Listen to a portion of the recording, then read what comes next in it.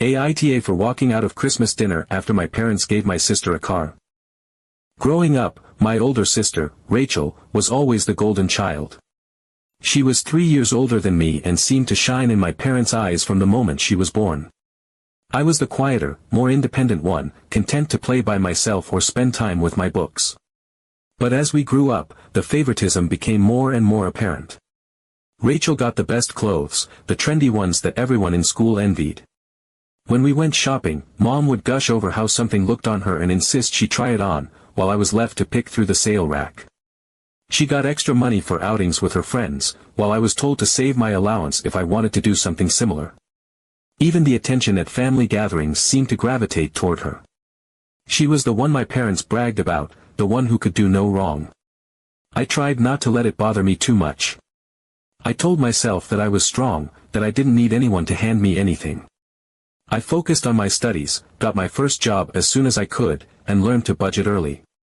By the time I moved out at 22, I felt like I was finally carving out a life for myself, on my own terms. Rachel, meanwhile, still lived at home. She worked remotely, so there wasn't much urgency for her to leave. My parents didn't seem to mind, they loved having her around. Over the years, I saved every penny I could. My biggest goal was to buy a car. I was tired of relying on public transportation or borrowing rides from friends. A car symbolized independence to me. It was something I could own outright, something I worked hard for. My parents knew this. I'd talk about it often, sharing updates about how close I was to my savings goal. They'd even joke about how maybe one day they'd pitch in to help me out. I never took it seriously, but it felt good to dream for a moment that they'd support me in the same way they always seemed to support Rachel. Then came Christmas. Christmas had always been a big deal in our family. My parents would go all out with decorations, a massive tree, and a feast that could feed an army. Rachel and I would spend the morning helping Mom in the kitchen while Dad played his favorite Christmas albums. That year was no different. I arrived early, arms full of carefully wrapped gifts. I was excited to see everyone and had even splurged a bit to get Rachel a nice scarf I thought she'd love. Despite everything, I wanted to make the day special. After dinner, we gathered around the tree for presents. As usual, my parents played Santa, handing out gifts one by one. When it was Rachel's turn, my dad stood up and made an announcement.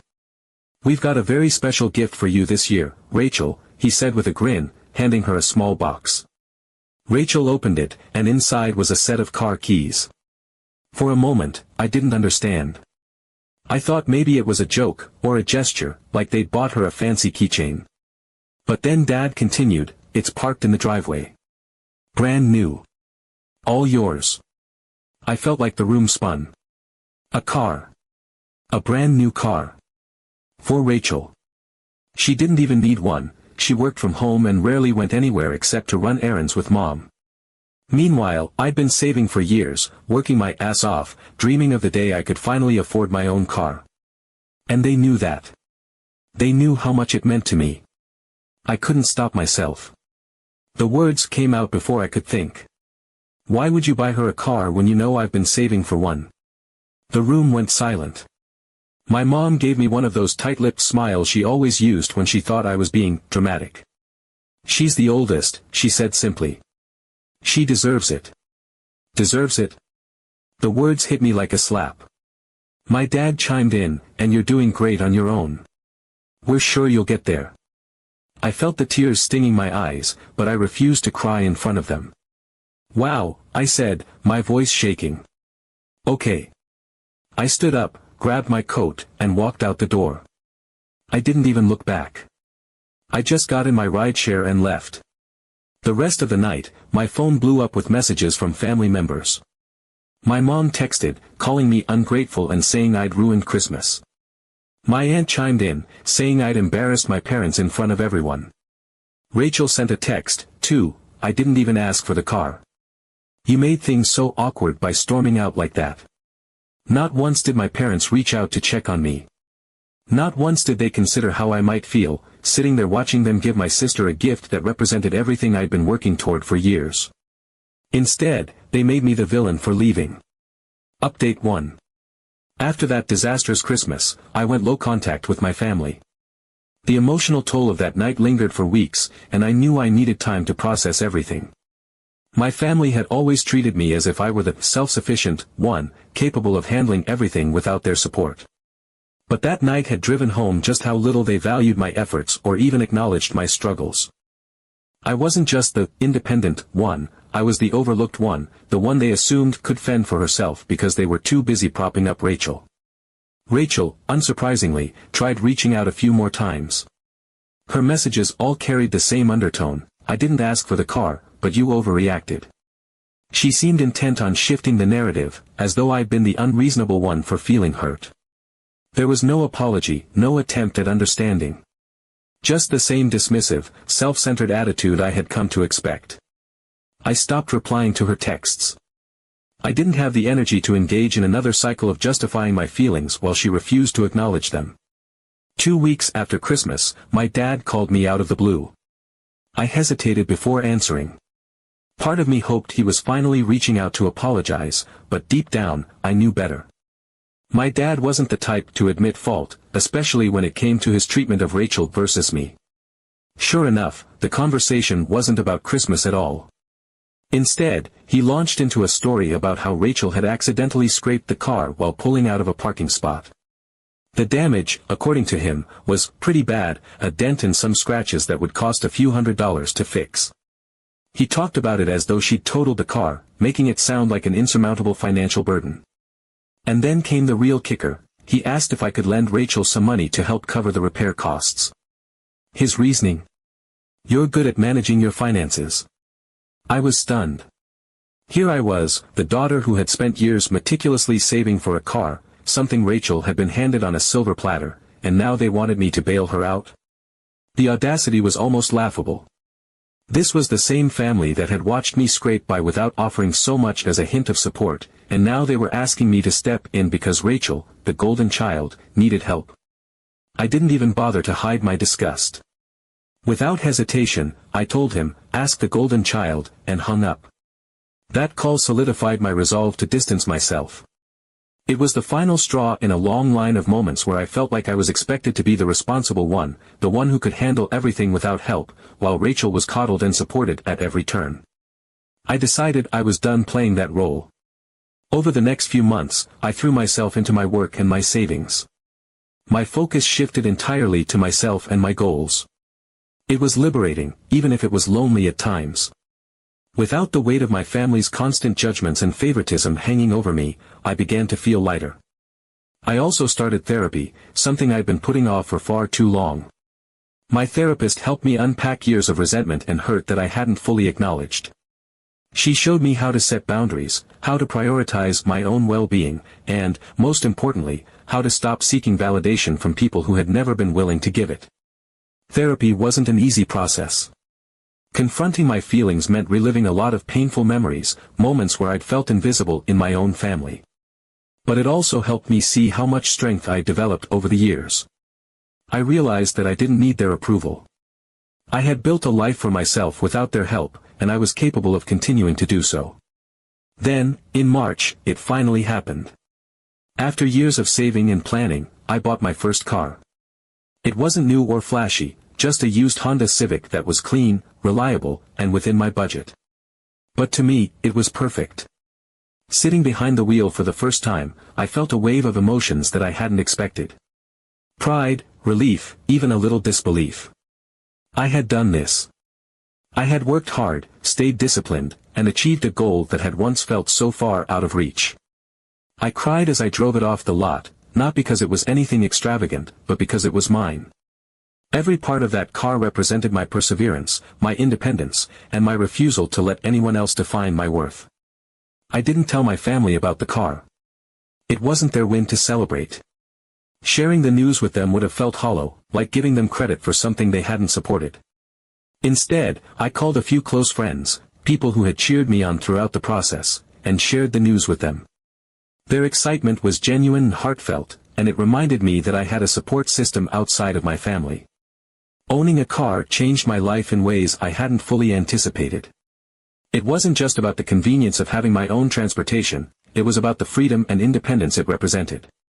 I could go wherever I wanted, whenever I wanted, without relying on anyone else. I started taking small road trips on weekends, exploring nearby towns and nature trails. Each drive felt like a celebration of everything I had worked for, a reminder that I was capable of building the life I wanted. As the weeks turned into months, I noticed another shift in myself. The resentment I had carried toward my family began to fade.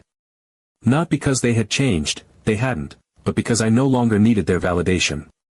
I had stopped looking to them for approval, stopped waiting for them to acknowledge my efforts or apologize for their favoritism. The distance I had created wasn't just physical, it was emotional. I had let go of the hope that they would change, and in doing so, I had freed myself from the constant disappointment of waiting for something that would never come. Rachel still occasionally sent texts, but they were brief and superficial, updates about her life or attempts to rope me into family events. I rarely responded. My parents, too, reached out occasionally, but their messages were similarly empty, focused on mundane topics like the weather or family gossip. There were no apologies, no meaningful attempts to mend the relationship. And that was fine. Update 2. Months went by, and I stuck to my plan of keeping my distance from family events. Birthdays, Mother's Day, random Sunday dinners, I skipped them all. The space felt good, like I could finally breathe without the weight of their expectations and favoritism pressing down on me. I poured my energy into work, hobbies, and making memories with friends who actually valued me. My little Honda Civic became my symbol of freedom, and every weekend I found an excuse to drive somewhere new, whether it was a nearby hiking trail or a farmer's market. Life, for once, felt calm and manageable. But then, in June, Rachel called. I hadn't heard her voice in months. Most of her previous attempts to reach me had been through brief, impersonal texts that I often ignored. This time, her tone was different. She sounded upset, almost defeated. Out of sheer curiosity, I answered. She asked if we could meet up for coffee, saying she had something important to talk about. I hesitated. Part of me wanted to shut her down, to protect the peace I'd worked so hard to build. But another part of me was intrigued. What could Rachel, the golden child, possibly have to say to me that couldn't wait? So, I agreed. When I walked into the cafe, I almost didn't recognize her at first. Rachel had always been the polished one, the one who showed up looking like she had her life perfectly together, with her immaculate hair and flawless makeup. But today, she looked different. Tired. Frazzled. There were faint dark circles under her eyes, and her usual air of smug confidence seemed to have vanished. She was fidgeting with her cup when I approached the table, her fingers nervously tapping against the ceramic like she couldn't quite figure out how to start the conversation. When she finally spoke, her words caught me completely off guard. She told me that the car, the brand new, shiny vehicle that had caused so much tension between us, wasn't actually hers. It was in our parents' name. That little detail had been conveniently left out during the Christmas reveal. And as it turned out, there were strings attached. A lot of strings. She explained how Mom and Dad had been using her as their personal chauffeur. Grocery runs, doctor's appointments, picking up random items from the hardware store, she had become their go-to driver for every little errand. At first, she thought she was just helping out, but it quickly became clear that she had no say in the matter. They treated the car like it was theirs, dictating when and how it could be used. If she wanted to go somewhere for herself, she had to clear it with them first. On top of that, they'd started asking her for money to help cover the insurance costs. This, despite their earlier promise that they would handle all the expenses. Rachel admitted that she tried to push back, but their guilt trips were relentless. Every time she resisted, they'd remind her of how lucky she was to have been given a car in the first place. It didn't matter that she hadn't asked for it or that the gift had come with so many conditions, it felt more like a burden than a blessing. As I listened, a strange mix of emotions swirled inside me. Part of me wanted to laugh, to revel in the irony of it all. This was the same sister who had basked in their favoritism for years, who had brushed off my feelings as if they were insignificant. And now, here she was, realizing that their so-called generosity came at a price.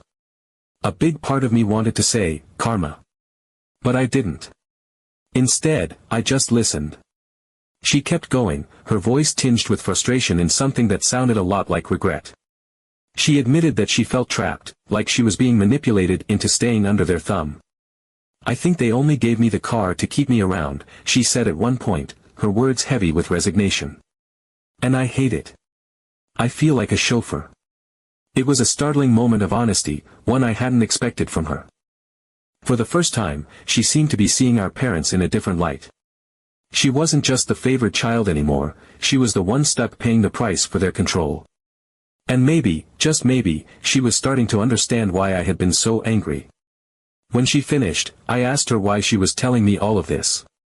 She shrugged, looking down at her cup like she couldn't meet my eyes. "I guess I realized they're not as perfect as I thought," she said softly. "And maybe you were right to be angry." It wasn't a full apology. It wasn't the heartfelt acknowledgement I had secretly longed for all these years. But it was something. A crack in the facade. A glimpse of self-awareness from someone who had always seemed so oblivious to the impact her actions, and our parents' favoritism, had on me. I told her she needed to stand up to them, to set boundaries and take control of her own life. But I didn't offer to help. I wasn't interested in playing the savior, not for her and certainly not for our parents. I had spent too much of my life trying to shoulder responsibilities that weren't mine, trying to fix problems that other people had created. This was her mess to deal with, not mine. After we parted ways, I felt a strange sense of closure. Rachel's admission didn't erase the years of hurt or the resentment I'd carried, but it did validate something I had always known deep down: the pedestal our parents had placed her on wasn't as stable as it seemed. Their favoritism had always been conditional, their generosity a means of maintaining control. And now, Rachel was experiencing that firsthand. Update 3. By the time Christmas rolled around again, I had settled into a rhythm of life that didn't include my parents. I hadn't completely cut ties, but I'd kept them at arm's length, communicating only when absolutely necessary. Rachel and I were still rebuilding whatever relationship we could salvage, though it wasn't without its awkwardness. She was trying, and I could see that, but the years of resentment between us didn't just disappear overnight. Despite that, she called me a few weeks before Christmas and asked if I'd consider coming to the family gathering. She said things had changed. She said our parents were trying to make amends, that they wanted to smooth things over after everything that had happened. I was skeptical, of course. I'd heard similar words before, promises of change that never materialized. But Rachel sounded hopeful in a way I hadn't heard before. Against my better judgment, I agreed. Maybe I wanted to believe that change was possible, or maybe I was just curious to see if they would even try. When I arrived at the house on Christmas Eve, everything felt strangely normal. My parents greeted me warmly, their smiles a little too wide, their voices a little too cheerful, like they were overcompensating. Rachel was there, bustling around the kitchen, and for a moment, I let myself think that maybe this time would be different. The evening started off fine. We exchanged pleasantries over appetizers, and my parents were unusually polite, even asking questions about my job and my car like they genuinely cared. I thought, maybe, just maybe, Rachel was right. But then dinner happened. We were halfway through the meal when my dad cleared his throat in that deliberate way he always did before making some sort of announcement. Everyone stopped eating and looked at him. He glanced at Rachel, then said, "We've decided to sell the car." The words hung in the air like a bombshell. Rachel's fork clattered against her plate as she froze, staring at him in disbelief. "You're what?" she managed to get out, her voice a mix of shock and anger.